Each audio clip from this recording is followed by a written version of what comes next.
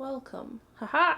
Hello, it's Echo. I've been moving these last couple weeks, so everything is chaotic, and that's why I've disappeared. Also, that's why I don't have a set right now, so we're gonna be filming in the void for a while. I ran a poll, asked people what they wanted for my next video, and a bunch of people said that they wanted just a chill draw with me video. It's just a good excuse to put on a video, get some paper and a pen, and draw something. Despite how long this video is, I actually ended up with 4 hours of drawing footage. So have in mind, all of these drawings took roughly 4 hours. Let's go ahead and start.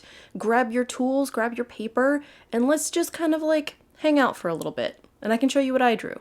Welcome to my drawing session. All right, let's go ahead and... So the very first thing that I need to draw today is a nutrient deficiency chart for plants. I know that's kind of weird and boring, but it's a thing that I actually just kind of need. I've gotten really into gardening over the last couple years, and I was working on building up our backyard into a kind of garden space. Unfortunately, as some of you may know, we had to move recently due to a combination of a harassment campaign, but also for family and community reasons. But because of that, I'm kind of starting over in my gardening area.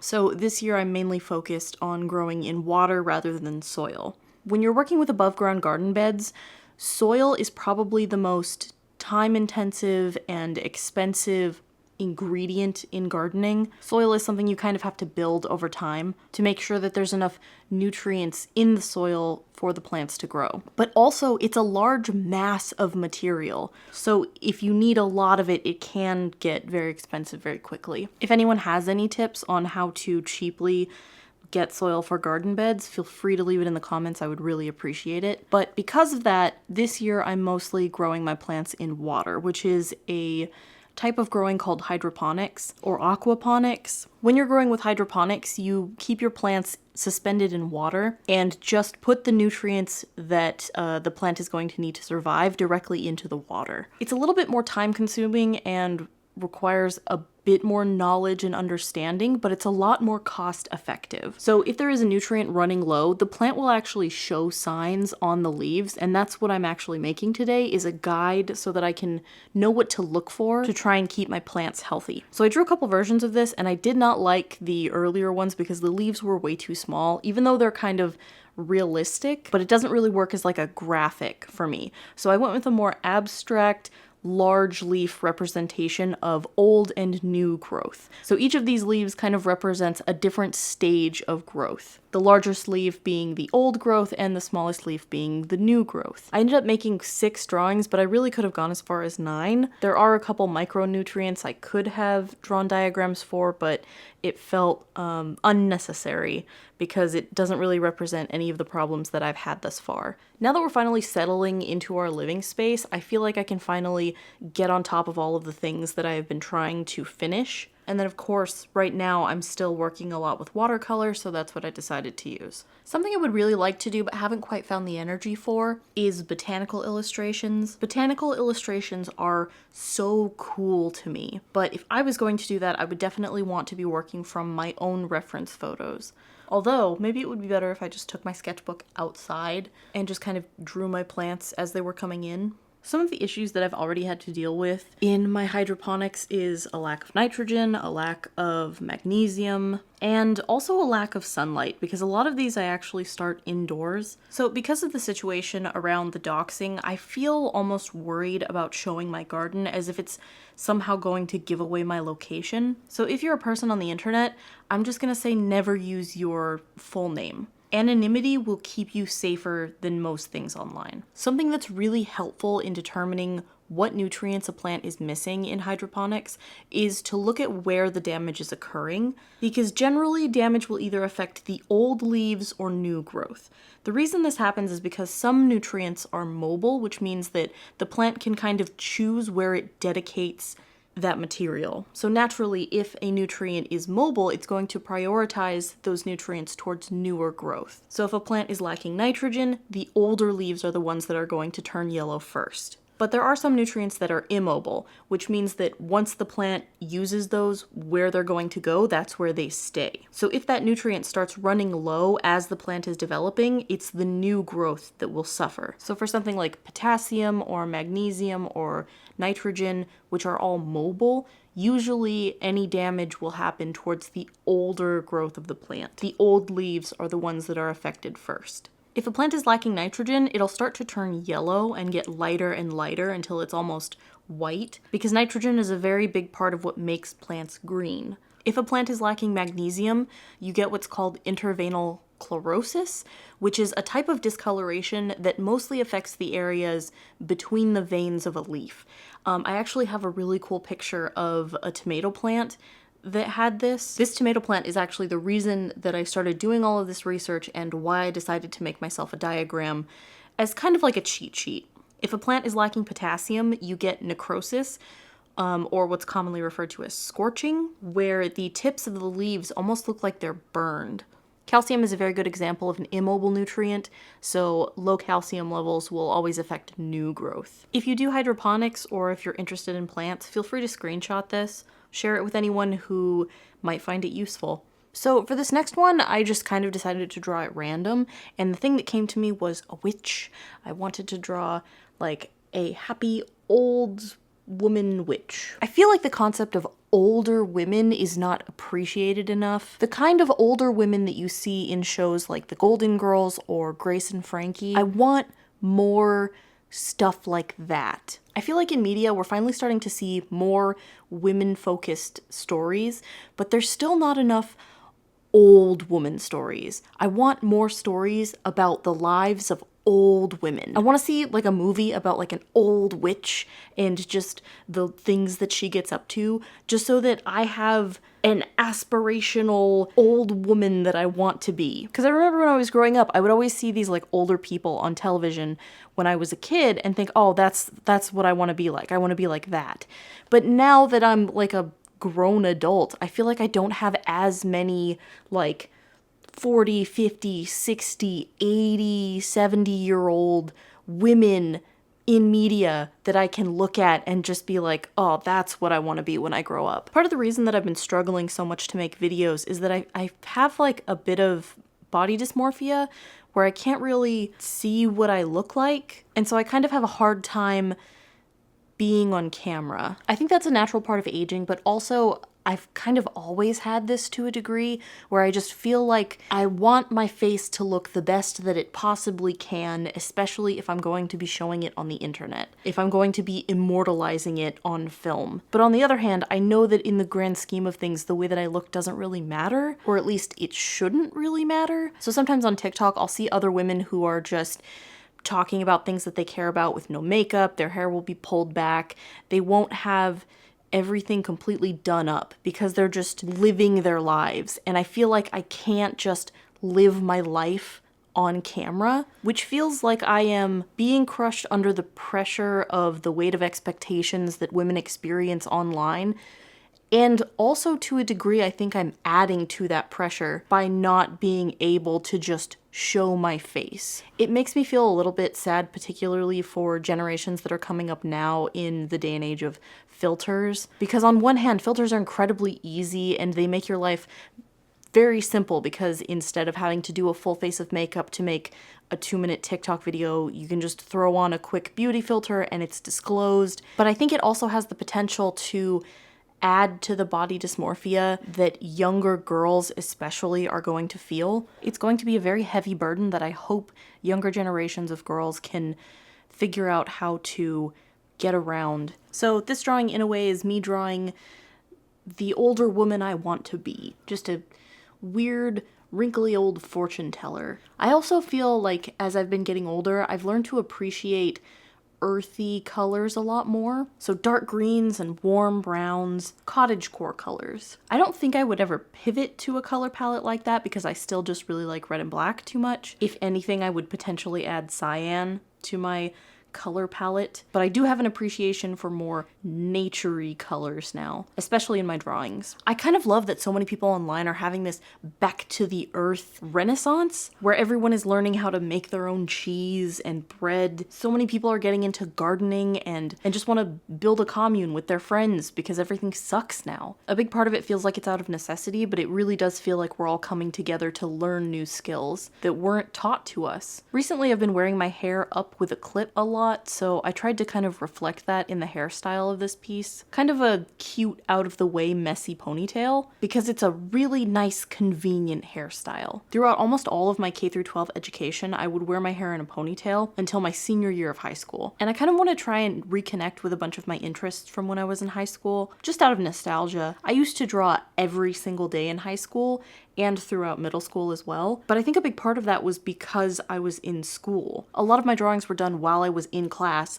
as a way to kind of split my attention, which I now realize may have been because of ADHD, but I made it through. I figured it out. I found something that worked for me. It was a way that I could listen and take in information while also using my excess energy and focus on something productive. So I am so curious about what my hair is gonna look like when I'm old. Like, I think it would be really cool if I had that salt and pepper kind of gray hair, but I don't know if my hair is just gonna be brown forever. I feel like I know so many people who are already getting gray hair, and I have not found a single one. But I also dye my hair, so there's a chance that I have some and just don't know it. Part of me is excited to go into the elderly stages of life, but I also recognize that I need to savor the time that I have now. So something I've realized throughout working with watercolor is that if I'm working in smaller areas and I give layers lots of time to dry, it really cuts back on the warping of the paper. So I was trying to work with this piece very slowly and work in a lot of little detail in the color. Unfortunately, I felt like it wasn't very avoidable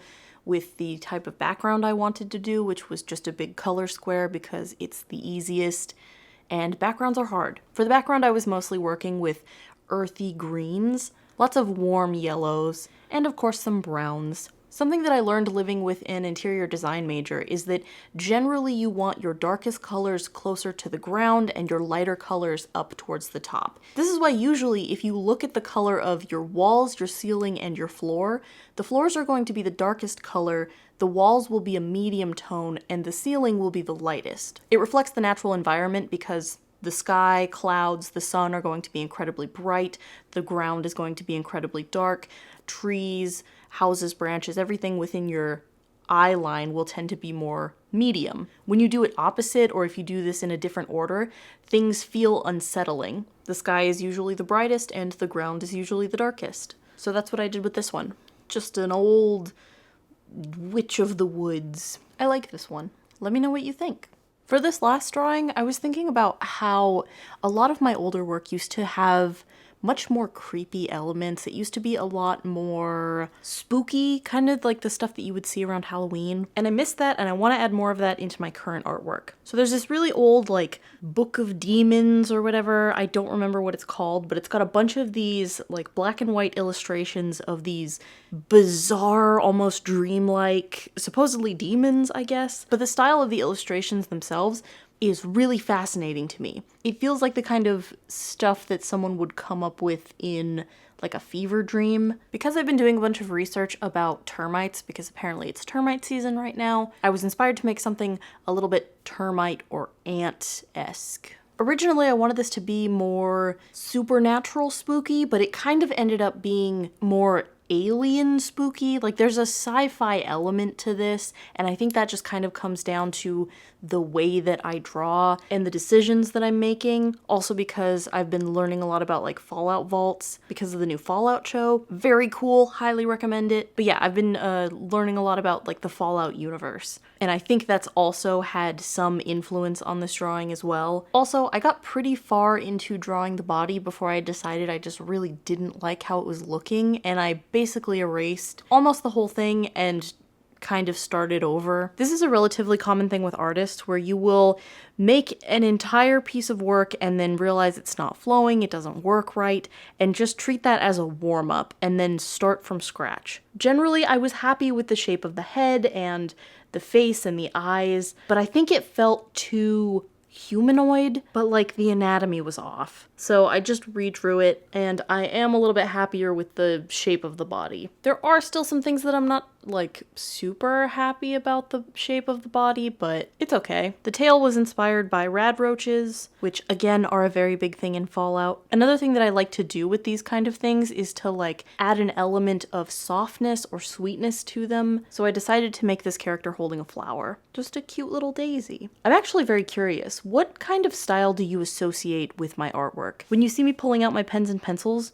what do you think I'm going to pull from the ether? For inking this drawing, I decided to use a bunch of the pens that I had gotten in Japan because I wanted to add a lot of fine line details and cross-hatching. I feel like monsters are really good for drawing if you don't know what you feel like drawing, because monsters can kind of just be whatever. Like you're just creating a mishmash creature out of whatever is currently rolling around in your brain at the time. Something I feel like I should try to get back into later throughout the year is live streaming drawings. I feel like art on Twitch doesn't always do that well, but I'm sure there are ways that I can make an art stream more interesting. Like when I let the viewers make suggestions about what I should draw, I feel like that adds an interactive element to the stream. Or maybe even bringing in other artists that I know to draw with me. Speaking of other social media platforms, I've been using Blue Sky a lot more than Twitter recently, because Twitter has basically just become a dumpster fire. I can tell that once DMs are implemented in Blue Sky, that's probably going to become one of my primary platforms. I'm still on Twitter sometimes, just not as much as Blue Sky. And despite the fact that I don't post a lot on TikTok, I am always watching TikToks. If I'm waiting for ink to dry or for files to transfer,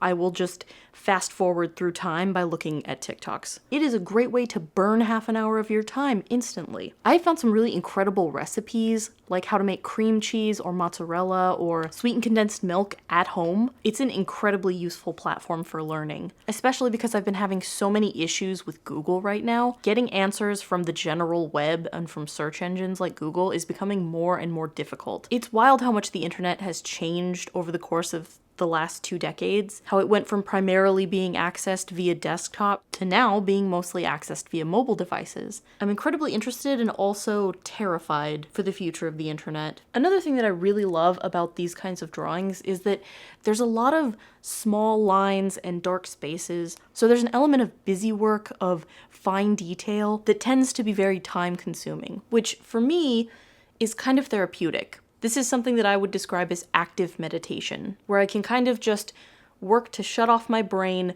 and be in the moment and make something. Sometimes though, I do need to split my attention by putting on a video essay or listening to music or even having a conversation with someone. So I think I'm gonna make it a goal for this year to try and draw more, because I just don't draw as much as I used to, and I miss that. I miss being a person who drew something every single day, even if it was just an ugly sketch. I also feel like over the last couple of years, my skill has kind of stagnated. There's quite a few pieces that I've worked on over the last couple of years that just feel really bad. Like I haven't been making any progress. And a big part of progress is practice. And so I think that's something I need to do. I just need to practice. I'm happy with this little guy. He's very cute. My weird little alien monster guy. If there's something that you think might be fun to draw, go ahead and drop it in the comments section, because even if I don't take it, maybe it will be useful to someone else. There's speed challenges, style challenges. There was a really cool challenge I saw going around on Twitter forever ago where people were taking 3 random emojis and then trying to create a drawing that incorporated all 3 elements. Very cool idea. But yeah, hopefully I will see you in a few days. But these are the drawings that I've made this week. I hope you like them. I hope that this helped in some way.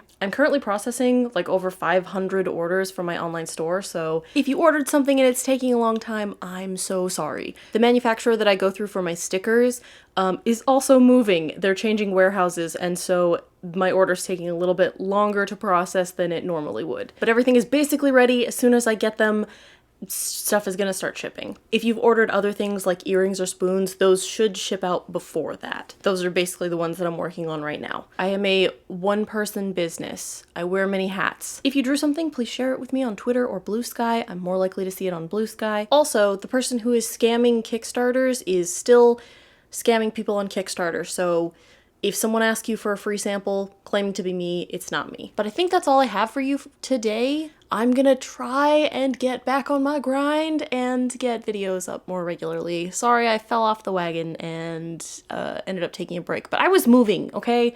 There was a lot going on. I hope the rest of your day is great, and I will see you later. Goodbye. Stop being a gremlin.